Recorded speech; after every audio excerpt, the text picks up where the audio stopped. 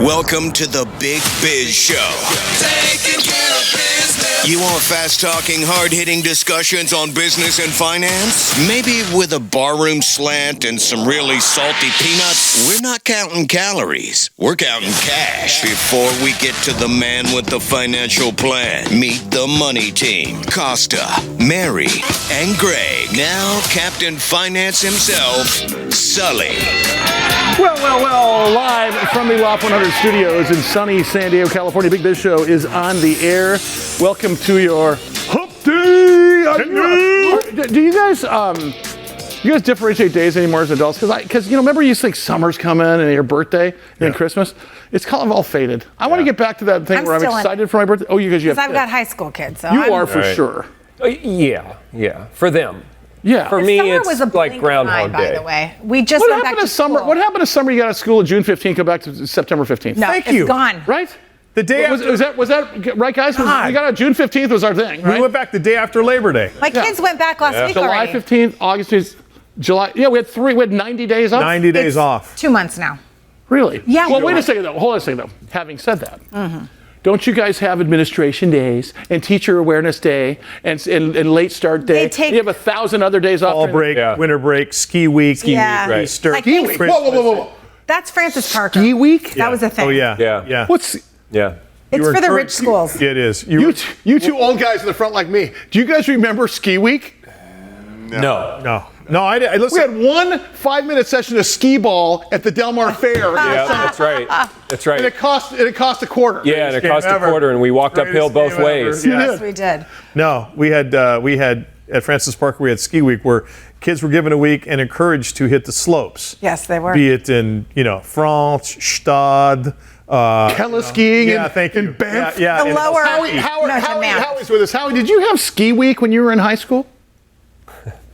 I did not, but to bring some stats into this, I would just say Americans do not rank first in math or reading.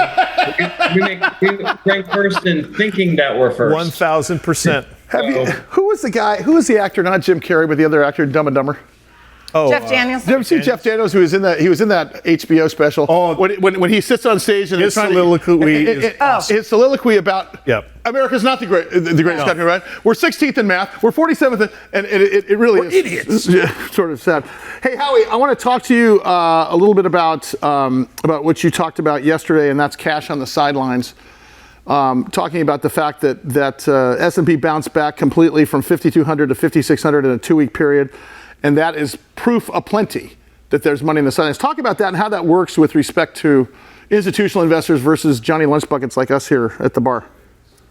Sure. So broker dealers and their clients and money managers, funds of all sorts that high net worth investors have or larger companies have, have a certain percentage cash allocation. So in the best of times when the stock market's roaring, that's probably as thin as possible. People have most of their cash invested in something. That's probably around a 5% allocation max.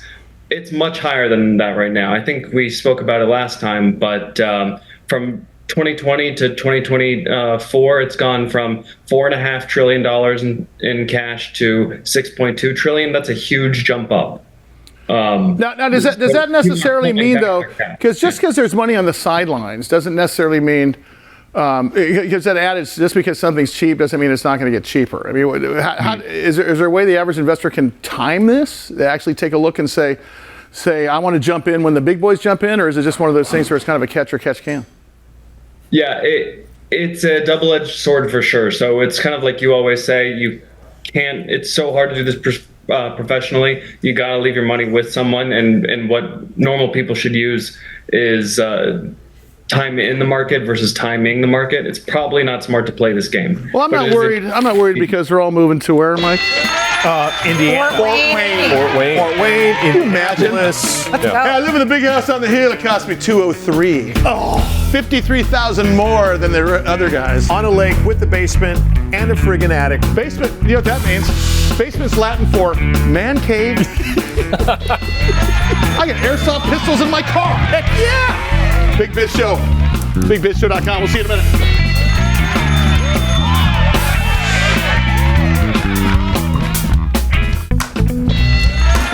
to you live from the Loft 100 studios in sunny Southern California.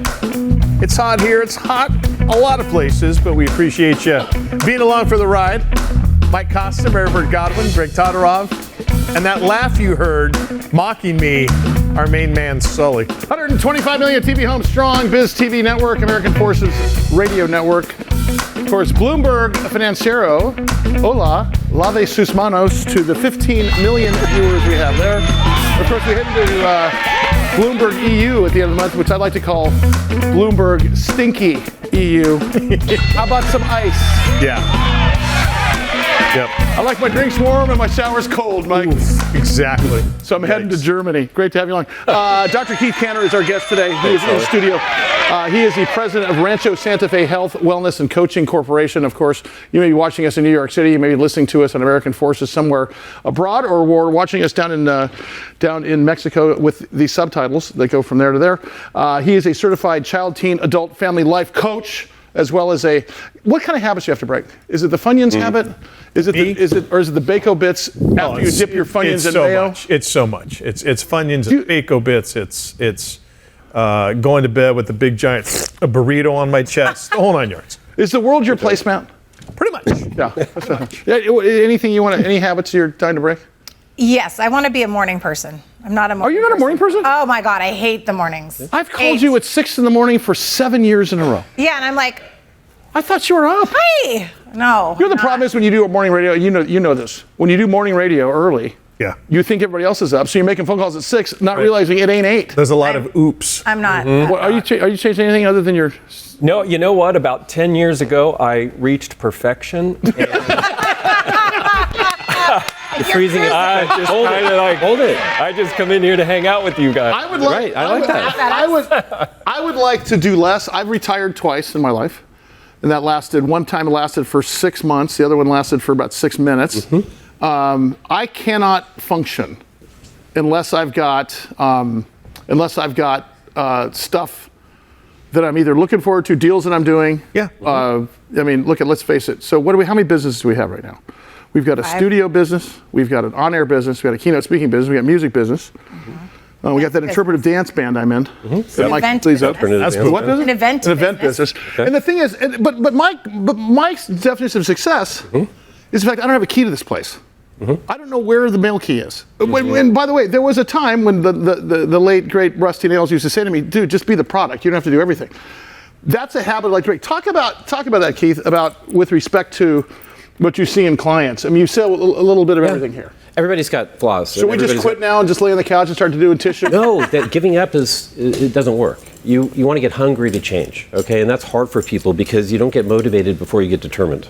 Okay, so you got to decide, okay, what do I want to change in my life first? Yep. And it's foreign. It's like the book Green Eggs and Ham. I'm not going to eat it. I'm that guy, I'm Sam I Am, who comes in and says, yeah, you know what, if you want to change, you can change because it's based on biology and psychology. But is it based on just being aware of what you have to change? Because in my mind, if you're just aware of it, that's just awareness hell. Okay, I suck. I need to do that. It's like knowing New Year's resolutions, what you want to do, but not doing them. No, you have to dedicate yourself to change. So there are things that you have to do. So for example, in what we do is we teach mindfulness to people, which is the first thing, which is getting people out of the past and out of the future and into now. So you can have a real realistic look at your life and where you are on all levels, because we look at physical, psychological, social. And once you get that and you want to change your morning habits, we use science to get you there. So here's my question though. To me, this seems like taking someone who is unemployed and getting them motivated to be employed. However, we've all been unemployed, and we all wanted to work. I don't think we wanted to work. We just wanted the money, right? I mean, honestly, do we really want to work, or do we just want the money? Do we really want to change, or do we just want to be different? Isn't that the big designation? And if you love what you do, you love what you do. Like when you were talking about your businesses, you're charged up. You're like, I'm not going to retire because this gives me life. Okay, so if we invest what the hell am I going to do? I mean, exactly. Well, there's only so many, golf games you can play or tennis or garden. We're getting older. Have you discovered pickleball? Have you discovered pickleball? I have. Got hurt already twice. Pickleball can suck your life. I've been hurt twice. Pickleball can suck your life away. I'm already hurt twice. All right. So, but it can you can get over over-invested in things if you don't have a lot of things going on in your life that make you happy. Okay, so work can be something. I wrote an article called Work Therapy. Work is so good for you. Reading is so good for you. It keeps you alive. It keeps you going. So don't quit. Don't retire. So when you're talking to CEOs, and let's stick to business here because I know that you coach children and teens and adults alike. Let's talk about businesses. Sure. We've interviewed on this program of 30 some odd years in radio and 15 or 16 in TV, probably every major CEO that most people have heard of, including Steve Jobs, Steve Forbes, Bill Gates, Larry Ellison, and every one of them that I've got to interview in person, including the rock stars of the world, like Ted Nugent or even guys like Steve Perry, there's this imposter syndrome that goes on. And I think it goes on in many of us. And that means is, God, I hope they don't find out I'm just a douche. Right. I'm just a normal guy. Mike, it's okay. No worries. But the point is that do you find that also that people have to reconcile the fact of their own worth, the fact that they necessarily aren't better than somebody else, but they do have something that's bigger, better, faster, stronger, cheaper, more attractive, or something making them successful in business? Because I think that imposter syndrome can get in the way. Lots of things get in the way, including that. And with businesses, the real key is unity. And I work with athletes and I work with teams as well. Okay, so getting your business people on the same page together, mindsets, very important. Okay, so I've worked with so many small local businesses and national ones where I get from the top bottom, everybody's on the same page. Everybody's got a vision that they're looking at, or I create vision balls and vision boards for people. But the whole corporation is following this. It's like a football team or like the Padres right now on fire, and they'll all say the same reason, because it's mental, okay? The reason why people change is it's your mental state, okay? 70% of what we do is based on mental performance, not physical. You can have all the ideas and all this, but if you don't have your mindset right, and you're not mentally in the right place, your company's gonna lose a lot of money. And you can make a lot of money if you have right mindsets, correct ones that are research-based, and you're teaching that with your group. And it works well, and we have the data to show it. So it's awesome stuff. So yes, you gotta believe in yourself though, Sully. Yes. Dr. Keith Cantor with us here at the bar, president of the Rancho Santa Fe Health, Wellness, and Coaching Corporation. Go to his website, drkeithperformance.com. A problem that I run into is I set a date. Hey, I'm going to start eating better. I'm going to start working out. I'm going to do this, going to do that. Do you know what the rest of us call that? Yeah. Monday. Right. And is it better just to take one thing, do it, and then start to incorporate that other thing that you want to do it as well? Or is it just attack everything at once? It's a great idea, great sense. I always get people scheduled, okay? Time scheduling, time management, really important. Even breaking your day up into 3 things. Self-care, your work, and then social relaxation. But you got to schedule it and do it. So we don't get motivated automatically. We have to do things to get motivated. When you go to the gym, when people go to the gym, and I fall to this too, because we change every 3 months habitually in our environment, just so you know. Our taste buds change, we change. So every environment you're in, every 3 months. You want to stop a habit? What I do with people is if you're eating Funyuns for 3 months, you're not going to eat Funyuns. I find something else for you to eat. Watch it, dog. No. You eat something else.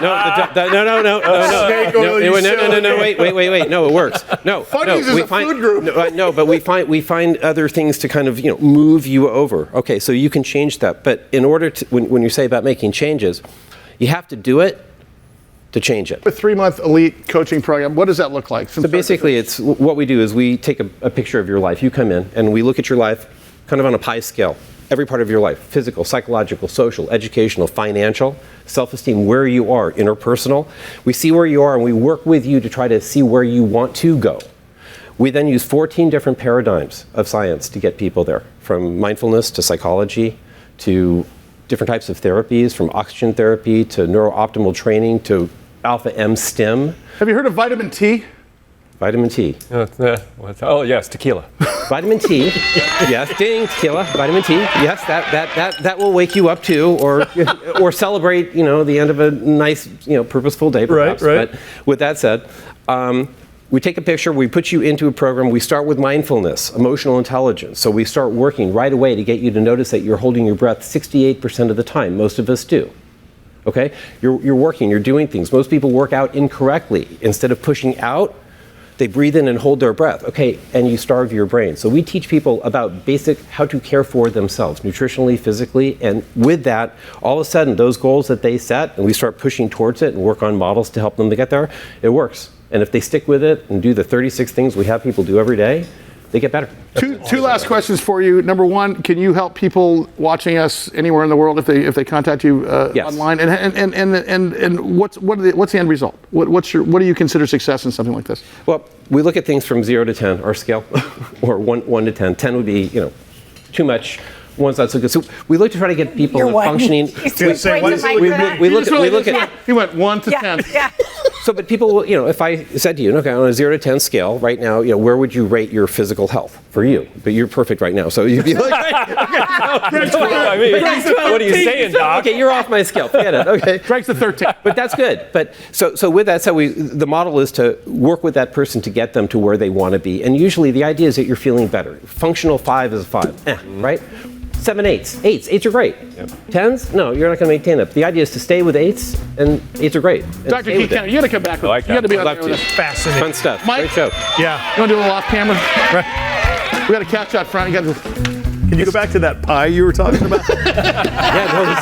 Thanks, man. More Biz coming up. Stand by.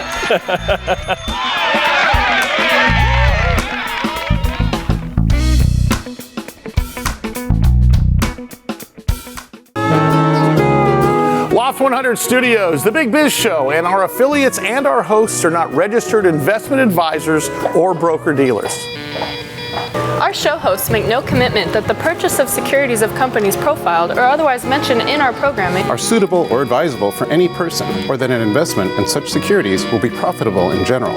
Given the nature of the company's profile and the lack of an active trading market for the securities, investing is highly speculative and carries a certain high degree of risk. We profile selected publicly traded and privately held companies on our program. Most of these companies that we profile have provided compensation to Loft 100 Studios and its hosts for the profile coverage. From time to time, we sell shares of the companies profiled in the open market that we receive as compensation for coverage of client companies. But never sell stocks if we are speaking about interviewing or covering a public company who has paid compensation. Specific questions on compensation can be obtained by contacting producer at sullygroup.com. Listeners should verify all claims and do their own due diligence before investing in any securities mentioned on this program. Investing in securities is speculative and carries a high degree of risk. We encourage our investors to invest carefully and read the investor information available at the websites on the Securities and Exchange Commission at sec.gov and or the Financial Industry Regulatory Authority, FINRA, at www.finra.org. Deserted Island, it's the Big Biz Show. Live from the Loft 100 Studios. I am Costa. She's Mary Bird Godwin. That's Greg Todorov. And that guy right there is Sully. Have you been by Mike Costa College lately? Well, I was up there. Last time I was there was obviously graduation. Do we still have the graphic for Mike Costa College? I think so. We might. What is the what's the curriculum there for Mike Costa College? A lot of life-changing lessons. School of Can we Hard sports Knocks. teams, or is it more of a Hogwarts type? Big in Quidditch, Dungeons and Dragons. Yeah, we're nailing it. My daughters went to a public school. Yeah. Called Canyon Crest Academy. Okay. Oh, yeah. One of the best academic schools in San Diego. Yes, sir. Had no football team. Had no cheerleaders. Hence, they called the school Hogwarts. Hogwarts. I'm not kidding. And my girls did that. And what's interesting, I thought they had the chance of going to a more traditional high school experience just down the road. Yeah. Or that school. They chose that school. Hey, guess who's back? I'm so glad to get this guy because he's one of my favorite guests, and I hopefully will see him on a regular basis here. Eric Schlorff is the CEO of SeaStar Medical Holding Corporation.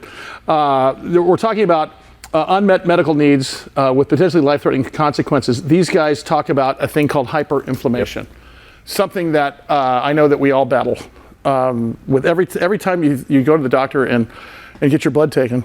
Mm-hmm. Hey, your C-reactive protein's up. I'm thinking, God, I'm in the best shape I've been in forever, and I'm still inflamed somewhere. I'm still dying little by little. Eric Schlorff brings us the news on that. Eric, how are you, sir? Good to see you.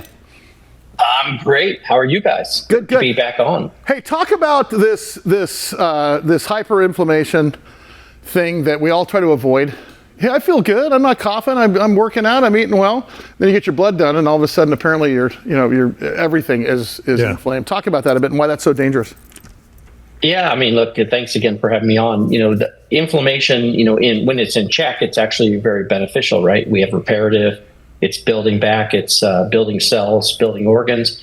But, in many of these chronic indications that you see around the heart, the liver, the lungs, what you do is it's an imbalance and it gets out of whack and it gets too high. And as you're saying, your C-reactive protein gets high and the body just can't fight it, right? I mean, sometimes as we get older and older, the bodies just get tired. And what we've been able to show in many of these, not only acute, but some of these chronic patients, is that we can actually help reverse that process. Eric, unless you're acutely aware of your body and you wake up and say, I feel I'm a little inflamed, I need to go to the doctors. Is this something that you're not going to find out unless you're in a doctor's office and he or she is looking at you and they just come across it? Yeah, I mean, look, our first kind of patient population that we're going after is obviously in the acute setting. So these are patients already in the intensive care unit. So they probably had something else that was going on that brought them to that. Mm-hmm. But on the chronic side, no. I mean, it's you're really kind of, if you catch it early, obviously, you're probably not feeling anything. It's just kind of maybe you have malaise, you don't feel that great. Something might not be right. Obviously, as we get older, things just don't work like they used to. So, it really is something you'd have to go into the doctors and see what's going on. Hey, Eric, let's talk about the kids. Obviously, you had an FDA, the first FDA approval about kids with acute kidney. I can't remember what the name of the I think it was kidney injury, if I'm not mistaken. That's pretty important. That's a big addressable market. Talk about that. Yeah. So since the last time I was on. Gosh, I don't remember now. It's actually when it was, but we called ourselves a clinical stage company. Today, we're a commercial stage company in that, yes, we are addressing that now. There's about 4,000 of these pediatric acute kidney injury patients out there that are on continuous renal replacement therapy. So it means that they're constantly getting that dialysis that's in that intensive care unit. And these are also patients with sepsis or a septic condition. Which is really important. So those 4,000 patients in the United States just alone, we estimate that what we're charging is somewhere between that $10,000 and $20,000 for a full course of treatment. And so you can kind of do the math. The listeners can do the math on the market size. But again, this is a huge critical unmet need that through an HDE or humanitarian device, we were the first ones to get over the finish line. Eric Schlorff is the CEO of SeaStar Medical Holding Corporation. Their ticker symbol is ICU. Check them out at seastarmedical.com. Hey, Eric, were you just referring to, I see this word here, the QuellImmune product? Am I saying that correctly? And is that... You are spot on. Yes. Did you not? Everyone take note, please. It's on tape. And so that is, I need that for later. So that product that's used to treat kids, and then also there's a cartridge for adults as well. So you have a different application for kids as adults. Yeah, I mean it's the same. It works the same way, but the one that we use for children, which we call QuellImmune, which connotes how it works. It quells the immune system. That is really to start with the children, and it's smaller because they have less volume, blood volume. The adult study, which we're conducting, that actual cartridge is much larger because there's more blood volume, for those adult patients. Eric, are you seeing more of the acute kidney injury in children or adults, or is it basically the same? Oh yeah. So in the adults, it's 50 times larger. So it's a much larger patient population. So if you think of 4,000 children for acute kidney injury, that's our addressable market there. Adults, it's about 200,000. And again, running the same kind of economics at 10 to 20,000. Yeah, right. Now you're talking a very large market potential, and it's not something that goes away. So it's something that we're seeing every single year. It's a reoccurrence, meaning new patients are coming in. So Eric, what's the path to fully engaging, as you say, on a not on an exploration or developmental basis, but addressing the market for both adults and children to where you're not only cash flow positive, but you're a bigger biopharma company at that point? We would be, yes. Yeah, I mean, so on the pediatric side, we're in the market today. We're slowly kind of going through a methodical process of getting kind of the process. It does take anywhere between 3 and 6 months to bring these hospital systems on, but we're getting through that process today. And on the adult side, you have to run a large pivotal study, which that means that you have to show that it's it's going to be beneficial, or that it's statistically different and beneficial compared to a control. Eric, and that's what we're doing. We're about 20% through it now. I need to get you back on a regular basis, man. Great message. Appreciate you. SeaStar Medical Holding Corp, stock symbol ICU. We'll be talking to them very soon. Making waves, changing outcomes. Ma'am, your bill? Thank you so much. That was great service. Here's a tip. You mean we gave great service? You didn't do jack, dude. Who are you? The government. No taxing tips. Republicans are talking about it. It's called no tax on tips. No tax on... And so are Democrats. Biden campaign kind of scoffs at this idea as well. Not that video, guys. The next one. And eliminate taxes on tips for service and hospitality workers. Well, that was weird. A move that could cost the U.S. $250 billion in tax revenue over 10 years. But also potentially increase the income of service workers by up to $6,000 a year. What's with tipping anyways? How did that become a thing? Honestly, it was a thing that rich Europeans did back in the day as a flex on how rich they were. And then rich Americans came and brought it back over. And then after the Civil War, to offset costs, bosses would use it as a way to, not pay people as much. And then it just became part of the culture, really. So you're saying it's just a way for business owners to offset labor costs by putting it on the consumer? I know, it's genius, right? Right. So what's going to stop businesses that don't use a tip model from switching to a wage tip model to avoid the taxes? Excellent question. We should be asking both the candidates that. Both. I'm Devin, and I'm Dave On, and you're watching The Big Biz Show. It is The Big Biz Show from the Loft 100 studio. Dave On. What? Dave On. Devin and Dave On. Love those kids. Crazy twins. Goofus and Gallant. Are we going to see Howie and Devin stuff soon? And when's the next collab? What happened? When Howie comes back. All right. When Howie comes marching home again. Big Biz Show. Great to have you along today. 125 million TV homes strong between BizTV, American Life Network, Bloomberg Financiero, and Bloomberg EU starting next month. But I'll tell you, great to have you. And of course, in studio once again, Luke D'Angelo, CEO and chairman of AppTech Payments Corporation. I got a question for you because you were on the air last week. By the way, stock symbol APCX. APCX. You are powering commerce experiences, as your tagline says online. You talked about having a backbone infrastructure that got our investor base of viewers and our Johnny Lunch Bucket viewers asking what that is, because I don't think people understand what a backbone is or an infrastructure is when it comes to these systems, because I want you to talk to us about what was there before and then what you guys have changed, because I think it's pretty interesting. Very good question. So one of the things that have changed in our robust economy is you have all these different messages and ways to get these messages to the market. You have SMS messaging, you have social media sites, you have a very centralized and focused groups called the San Diego Zoo. They have all these different ways to communicate with the market. What's happened is all these different ways of communicating with the market and doing transactions with the market has created a backlog of what people can or cannot do. Like, they want to provide messages. We want to provide payment. We want to provide development for messages. We have the developed message to send out. So there was no gold standard prior. There was no gold standard. People are reaching from everywhere. They're getting the easy access from Wells Fargo, from Chase, from PayPal, some of these guys online. That's the easy access, but it doesn't accomplish the lift for complicated payment transactions, which we are the backbone of. So when we talk about an enterprise-wide solution, or what you call an all-in-one commerce platform, what does that look like for a typical, you mentioned San Diego Zoo, for example. San Diego Zoo is the world's largest zoo. Of course, we broadcast out of San Diego. When's the last time we were at the zoo, man? Oh, God.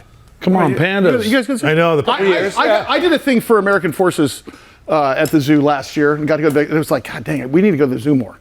But I chase a rabbit. I worked there through high school, so You worked there? Where'd you work? Oh, I was a ground specialist.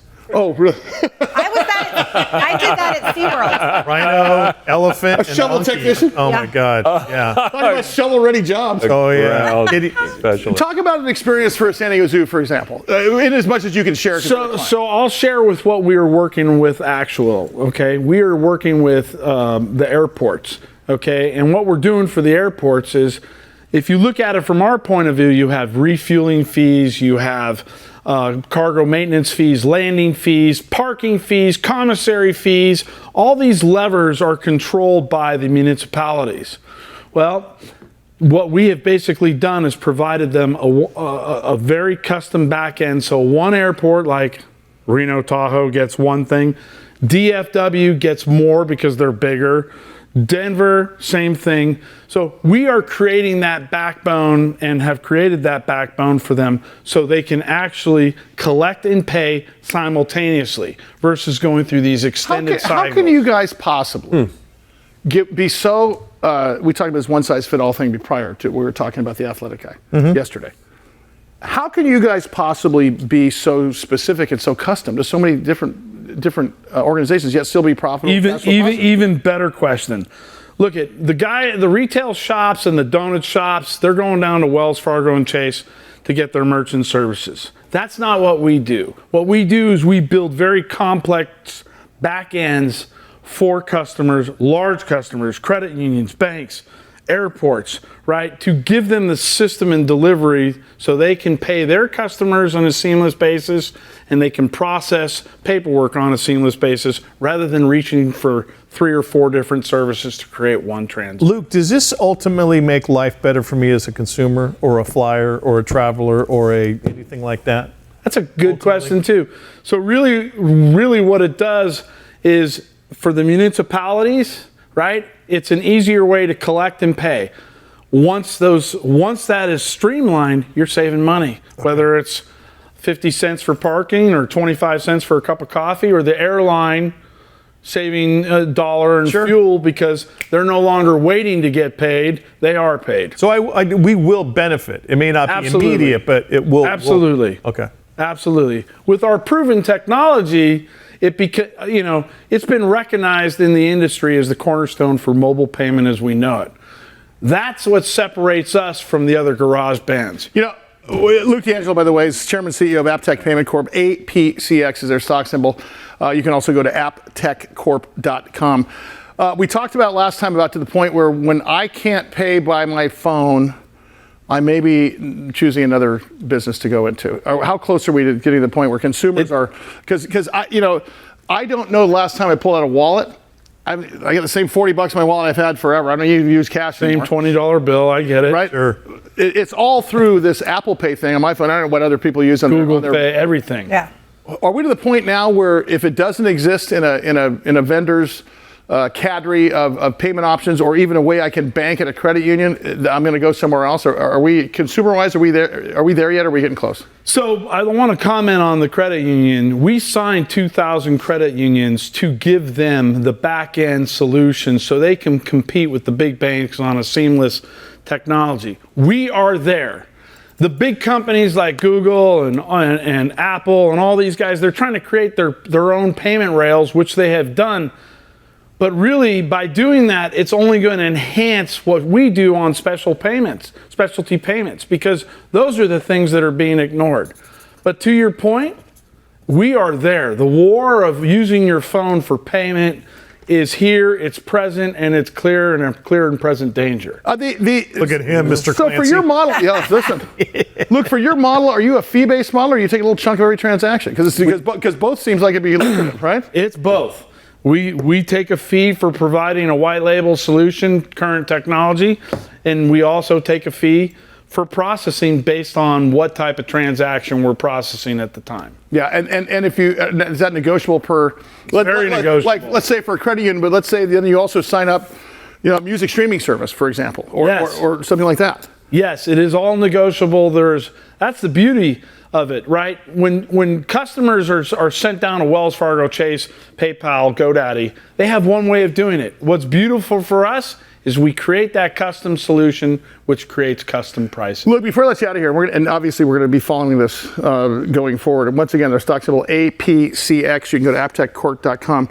If you think in terms of what is yet to come in terms of transactions, because right now, hi, I'm away from my camera right now. I'll get back to you when I can, right? Yeah. This is no longer a phone. That's right. More than anything, for me, it's a transactional device where I can wire transfer money, not just transfer money back and forth to myself. I can purchase stocks. I can text you. I can send you a contract. I can send you the show sheet. I can send you a text telling you that I'm going to email you, that I'm going to call you. A Google Doc. And I just block you. Right. Long story short, though, we're to the point now where like, I forget the year it was, but one iconic figure says everything that is needed to be invented has been invented. Nothing is yet to invent. Where can we go with this next? Is it beyond payments? Is it now every transaction, including wedding licenses, business licenses, to corporation, LLCs, and such like that? I mean, is there a backbone for everything? There's a backbone for everything. Everything is going from cash to electronic, and the more you have on your phone, the more that you're going to make and pay and save money with and participate in. You guys looking for new clients every day? Our pipeline is filled. AppTechCorp.com. Wait till you see Mike, Sully, and Russ's Tequila Factory. You know what? These guys aren't playing Patriot games. They're not on some goose hunt for Red October. They are just doing stuff. Thank you, Tom Clancy. Look at the Tom Clancy reference there. Thank you. Touche. Thanks, buddy. We'll see you next week. Big Biz Show continues. See you in a minute.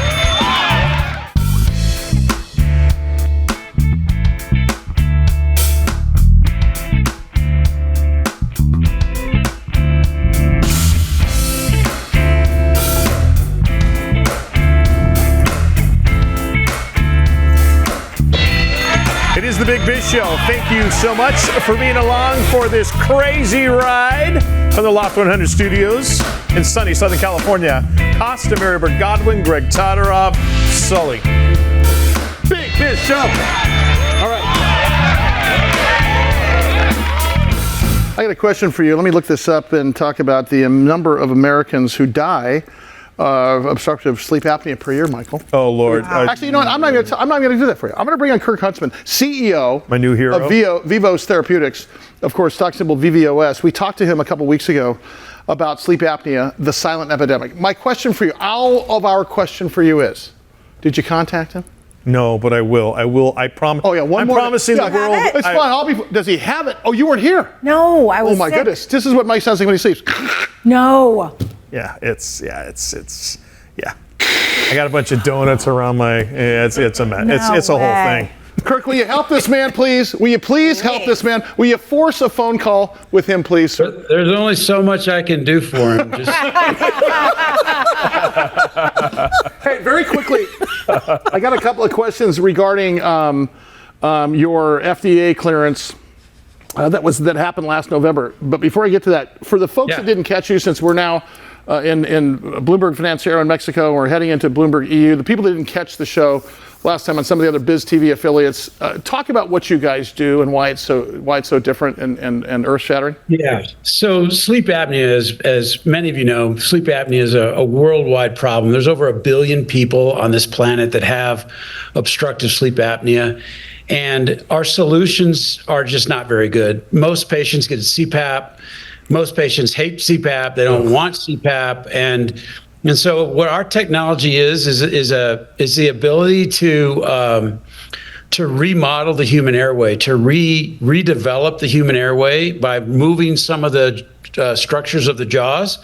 And what that does is it creates a nice big open airway. I brought some show and tell things for you. Yeah, good. Oh, by the way, before you get to that, when you say CPAP, you're talking about the mask stuff that Mike currently has to wear. The Hannibal Lecter. That's right. Okay. Yeah. No, it's not sexy. It's not. There's nothing redeeming about a CPAP except that it works really well. But nobody wants it. It's a hassle to lug around with you everywhere you go on vacation, business trips. It's just terrible.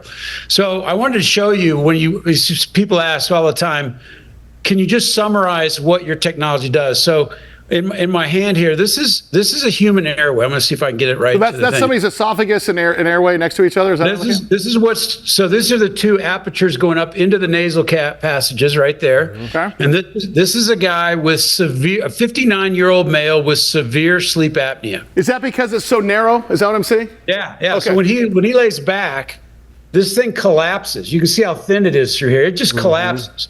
This is that same patient's airway after treatment.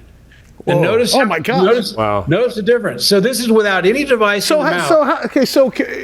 How does that work? I mean, so first of all, I remember the last time you talked. It takes about 9 months to get there. Are you wearing a CPAP device? 9 to 12 months. Are you wearing a CPAP in the meantime while it's happening? And does it change the way you look? Does it change the way you operate on a daily basis? Talk about that. Look, we can actually make Mike look better. That's not. I don't think that's impossible. I don't think that's possible. Oh, go on. we're gonna actually, a lot of our patients lose weight while they're on this too, by the way. So it's really a very fascinating technology. When we sleep deeply, we oxidize the lipids in our system, and a lot of our patients lose weight. And we can go through some cases at some point, but it's really fascinating to watch. But the most important part is that the airway itself becomes larger and more patent, and you can kind of see. Kirk, is this something that is done on a daily basis, or is it something that is worn, or something, or what is the treatment? Yeah, so it's an oral appliance device that's worn after dinner, in the evening, and overnight, and then over the course of time, it repositions and redevelops the jaws that constitute the airway structure and size. Yeah, there you go. And then what happens is that airway actually becomes more patent and larger over time, and it stays there. Oh, you got Dr. Melissa. Yeah, that's great. So Mike's a broadcaster, obviously, here on this show. He does some sports broadcasting, he does some sideline broadcasting for the NFL. Will he sound different? Oh, so we have actually treated some, he might. By different, I mean better. better. Hi, everybody. No, we've actually treated like a very famous pop rock star from my generation, whose last Which name is our generation, pal, so easy. Yeah, his last name might begin with an O. I actually have the Osborne, Ozzy. For him, that we have treated actually some A-lister type celebrities. No kidding. Wow. Interesting. Yeah. Hey, let's get back to, let's talk about this, because I want to talk about November, because you guys received this FDA clearance for your technology. That was unprecedented. Now, why was it unprecedented? Because everything you're talking about seems like this is something the world needs right now. This is not just an American problem. This is a worldwide problem. No, chiefly it's a global male. problem. It's a global problem, and the FDA is the regulatory body that governs oral appliances or medical devices that treat obstructive sleep apnea. So everybody who wants to treat sleep apnea has to go through an FDA clearance. And so there's about 200 oral appliances on the market, and we're the only ones to have ever received a clearance to treat severe. So we can treat mild, moderate, and severe with what I just showed you there. So this guy here. And that's the differentiator. That's the tiebreaker, right? And that differentiates you from other this guy started out with severe. He started out with severe. He ended up with no sleep apnea.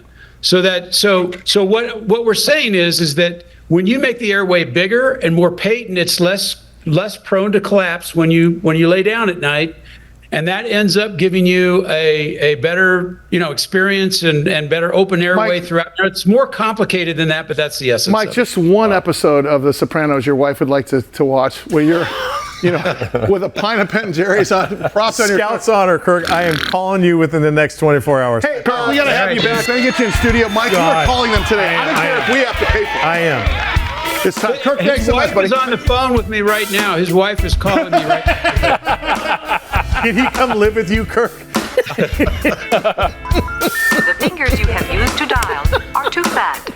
To obtain a special dialing wand, please mash the keypad with your palm now. Thanks, Kirk. You're calling them today. I am. He's like, I'm going to bed tonight, honey. Roll them dice, Mike. Well, think about the man hours. Wait, with Cheetos powder on the side. And then he says, didn't you say at the beginning of the show, gravy stain smeared across the front of your chest?